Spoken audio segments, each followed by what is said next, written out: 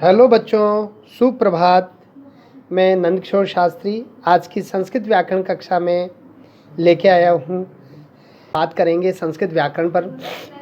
और संस्कृत व्याकरण में हम संधि विषय को, संधि प्रकरण को, टॉपिक को आगे बढ़ा रहे थे। उसी क्रम में हम आज संधि में आगे बढ़ेंगे। और आज की संधि नंबर जो 4 है वो है बच्चों यण संधि, जिसका नाम है बच्चों यण संधि। यण संधि बच्चों, इसका एक संस्कृत सूत्र है इको यणचि।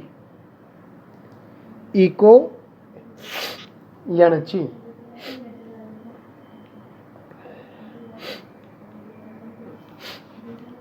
यण संधि का सूत्र है बच्चों इको यणचि, जिसका अर्थ होता है कि यदि पदांत में यदि छोटी ई या बड़ी ई हो तथा आगे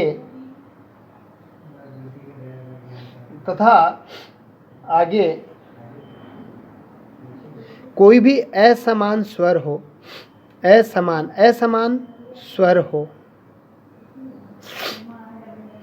असमान स्वर संधि पढ़ रहे हैं तो स्वाभाविक है कि दोनों तरफ ही स्वर होंगे। लेकिन यण संधि में पदांत में अब आ नहीं आएंगे बच्चों, जैसा कि आप पिछली 3 संधियों में पढ़ रहे थे। दीर्घ, गुण, वृद्धि में इनमें हम पदांत में अ और आ बोल के, लेकिन अब पदांत में क्या है, ई या ई हो तथा आगे कोई भी स्वर हो तो ई के स्थान पे यह आदेश होता है हलन, आधा ये, अर्थात आधा ये आदेश हो जाता है। ई के स्थान पे यस आदेश होता है, इसे ही यण संधि। नियम नंबर 1, अर्थात कहने का मतलब ये हुआ कि पदांत में ई हो और आगे कोई स्वर हो तो ई के स्थान पे ये आदेश।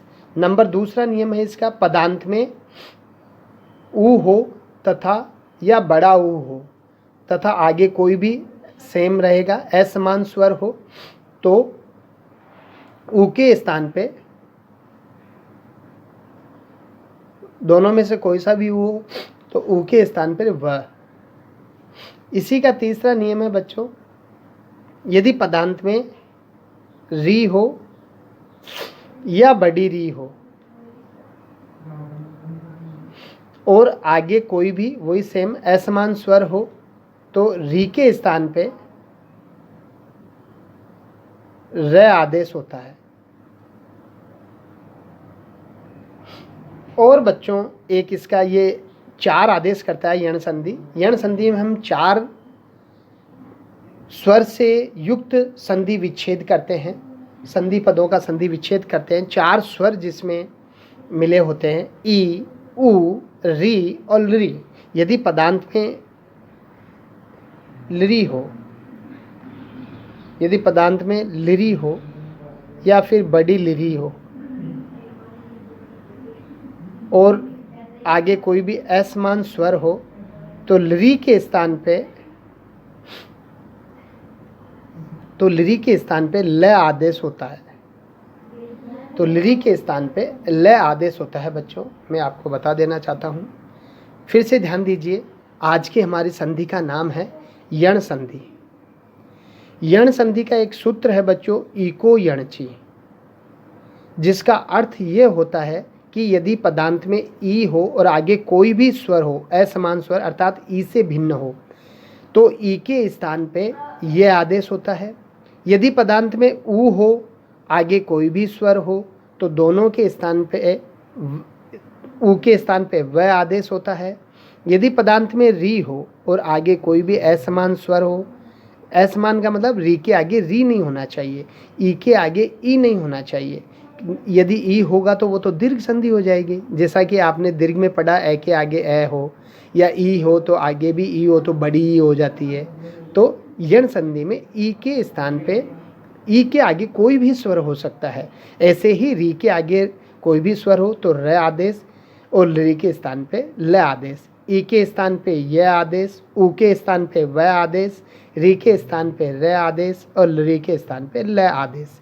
इस तरह से यण संधि 4 व्यंजन से मिलकर के 4 व्यंजनों के उदाहरणों से युक्त संधि पदों का निर्माण करती है।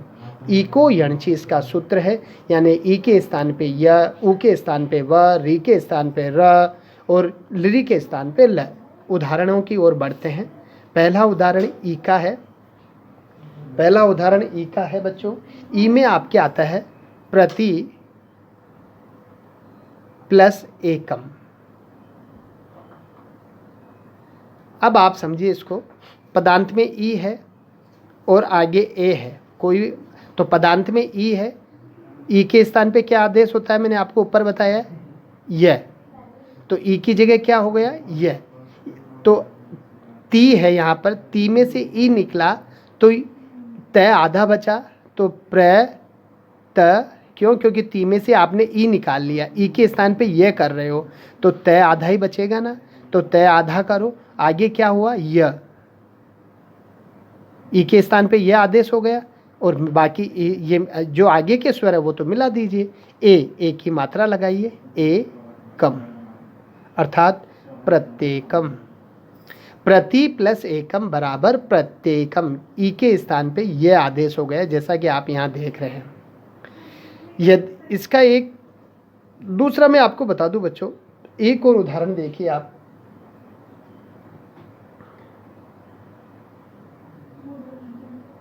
पार्वती उवाच।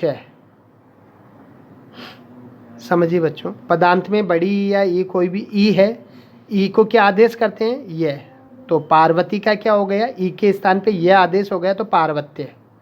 तो बच्चों आप ये बड़ी ई है, यहाँ पर बड़ी ई के स्थान पे ये आदेश होता है, आपको पहले ही पता है, तो मिला के करिए। मध्य पदांत वाले वर्णों में आपको जो है परिवर्तन करना है, शेष वर्ण एज इट इज़ रहते हैं। तो पहले पा लिखिए, फिर र ऊपर है वह लिखिए और ये र एज इट इज़, और तय में से ई निकाला तो तय आधा बच गया और ई के स्थान पे आपने यह कर दिया और आगे वाले मिला दीजिए। ऊ की मात्रा लगाइए और वाच as it is. Parvati plus उवाच बराबर पार्वत्युवाच। पार्वती क्यों, क्योंकि संधि विच्छेद करते समय ध्यान भी रखेंगे कि यहाँ पर यण संधि में पदों के मध्य यह होना चाहिए, य व र ल, यानी संधि पद के मध्य में ये वर्ण आपको दिखेंगे, इन्हीं को आपको बदलना है। जैसे कि ये यहाँ पर पार्वत्युवाच है तो ये आया, ये किस में बदलता है ई में, तो आपने ये को ई में यहाँ पर बदल दिया तो यहाँ पर क्या पार्वती बन जाएगा, तो ये एज इट, इधर तो आ गया पार्वती, ये बाकी एज इट इज, तो ऊ वाच है तो ये उवाच है, पार्वती उवाच। संधि विच्छेद करना भी आपको आना चाहिए। दूसरा देखिए, जैसे एक अन्य उदाहरण है, दूसरा हम लेते हैं, इधर से मैं शुरू करता हूँ इसको। स्वागतम।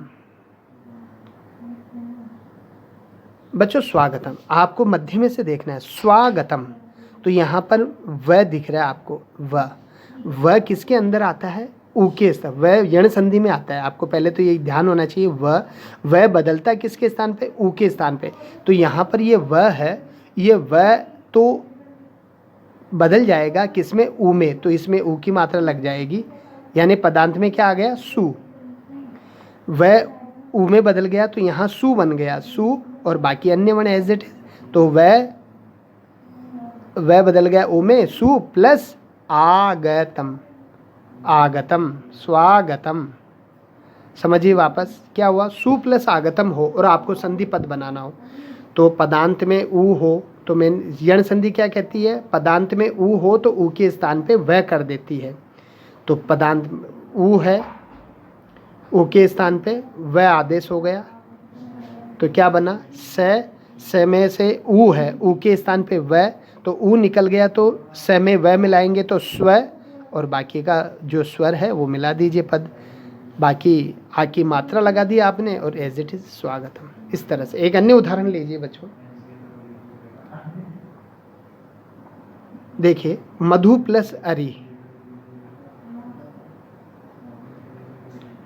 पदांत में ऊ है, ऊ किस में बदलता है, वह में, ये रहा ऊपर ऊ वह में, तो मधु में ध में उ निकल जाएगा और इसको क्या दे देगा व, तो मध्व बन जाएगा। मध्व, धू में से उ निकल गया, उ के स्थान पे व होता है यण संधि में, तो ध्व मध्व बन गया यहाँ पर। और बाकी मिला दीजिए, अ इसमें मिल गया, ये अ जिससे व मध्व मध्वरी, मधु प्लस हरी मध्वरी। इसी तरह बच्चों ये यण संधि का मैंने आपको य का पढ़ा दिया है, व का पढ़ा दिया है। अब बात करते हैं हम र से। री के स्थान पे जो होता है बच्चों, री के स्थान पे मैं आपको बता दूं, जैसे धात्री प्लस अंशः। देखिए क्या नियम है कि पदांत में री हो तो र आदेश होता है, तो तय में से ये री निकालेंगे तो र हो जाएगा ना। तो यहाँ पर ये री, धात्री प्लस अंश है, तो तय में री मिला हुआ है। ये री किसके स्थान पे होता है? र के स्थान पे। री किस में बदलता है? र में। तो जब तय में से री गया, तय में से री निकल गया, तो तय और र मिलके त्र, यहाँ पर ये स्थिति हो गई कि तय में री आया तो यहाँ पर ये र बन गया, तो तय और र मिलके, दोनों मिलके त्रय का निर्माण करते हैं और फिर अंश आ जाएगा।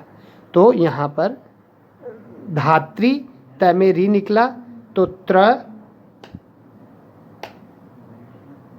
धात्रंश बन गया, धात्रंशः।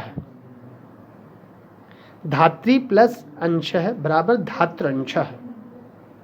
इसी तरह अन्य उदाहरण,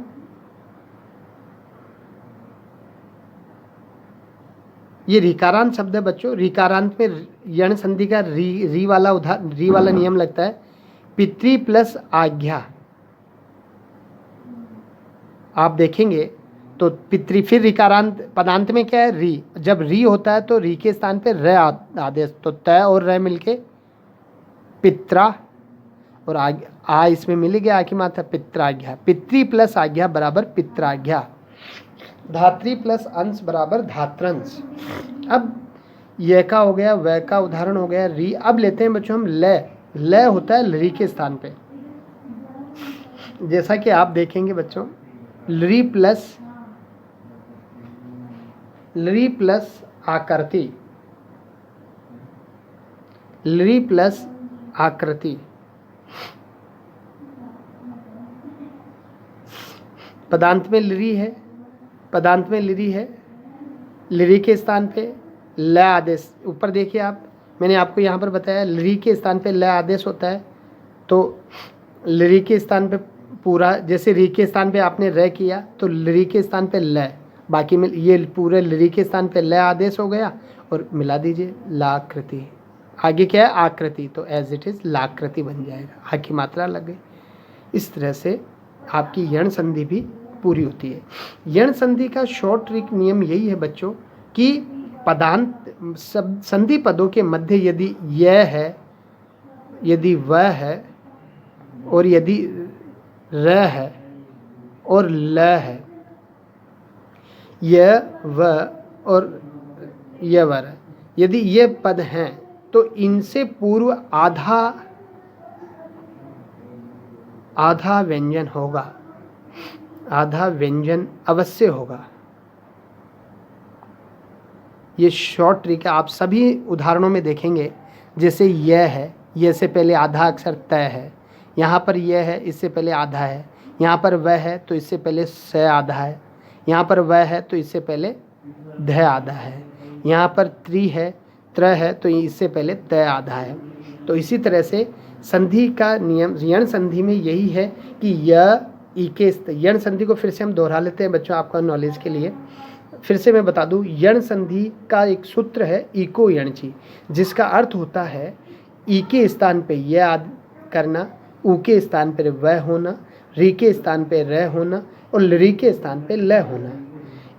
पहला नियम पढ़ते हैं। पहला नियम क्या है कि पदांत में ई हो और आगे कोई भी स्वर हो तो उस ई के स्थान पे ये, जैसे पार्वती प्लस उवाच है तो ई आ गया, ई के स्थान पे आपको यह कर देना है और बाकी मिला देना है। तो पार्वती में ती में से त में से ई, तो पार्वत्य और ऊ का मात्रा मिलाया तो ऊ की मात्रा पार्वती हुआ। अच्छा, पार्वती में त में जो ई है उसके स्थान पे यहीं पे यह कर दीजिए तो पार्वती बन जाएगा, बाकी मिला दीजिए। ऐसे ही दूसरी बात करते हैं मध्वरी की। मधु प्लस अरी, तो पदांत में ऊ है, ऊ के स्थान पे व आदेश होता है। तो जब ध में से ऊ निकालेंगे और इसमें ऊ के स्थान पे व कर देंगे तो मध्व बन जाएगा। मध्व और अ इसमें पूरा कर देंगे अ की मात्रा, तो मध्वरी, मधु प्लस अरी मध्वरी रूप बनेगा। इस तरह से मध्वरी रूप। इसी तरह से धात्री प्लस अंश है, तो त में री निकालेंगे तो री के स्थान पे र आदेश होता है, तो त और र मिलके त्र बनता है, तो धात्र प्लस अंश तो धात्रंश रूप बनेगा। इसी तरह मात्रंश है, मातृ प्लस अंश रूप बनेगा। इसी तरह से आपका ये यण संधि का आज संधि प्रकरण टॉपिक पूरा होता है बच्चों। यण संधि में हम 4 व्यंजनों से युक्त संधि पद पढ़ते हैं। ई के स्थान पे य वाले, उ के स्थान पे व वाले, री के स्थान पे र वाले और री के स्थान पे ल वाले। ये आपको नियम याद होना चाहिए कि यण संधि कौन करता है और उसका क्या क्या अर्थ होता है। ये चलिए बच्चों, अब आगे बढ़ते हैं स्वमूल्यांकन की तरफ।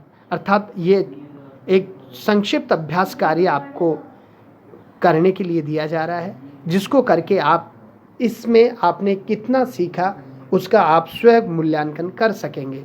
आप खुद अपना अभ्यास कार्य कर कर जान सकेंगे कि आपको कहाँ प्रॉब्लम आ रही है। पहला उदाहरण बच्चों मैं देता हूँ आपको, अध्यक्ष है, इसका संधि विच्छेद कीजिएगा। दूसरा देता हूँ बच्चों मैं आपको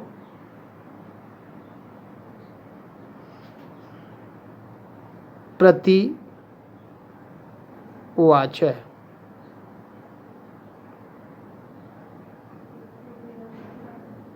तीसरा उदाहरण आपके लिए है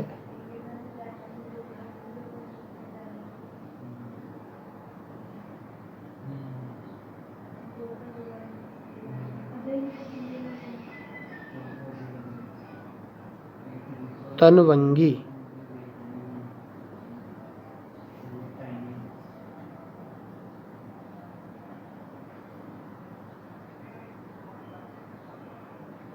आगे है बच्चों मातृ प्लस आज्ञा। नेक्स्ट एग्जाम्पल है बच्चों कर्मणि प्लस एव। नेक्स्ट एग्जाम्पल है बच्चों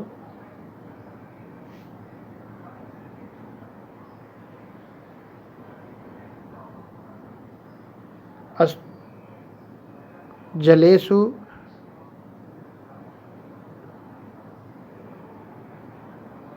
एव।